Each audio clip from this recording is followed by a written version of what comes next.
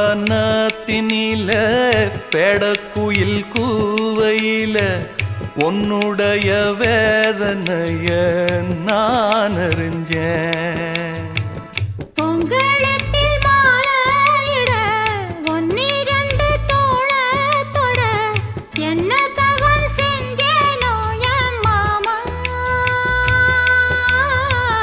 வண்ணக்கிளி கையத்தொட சின்ன சின்ன கோலமிட உள்ள மட்டும் வழியே நானே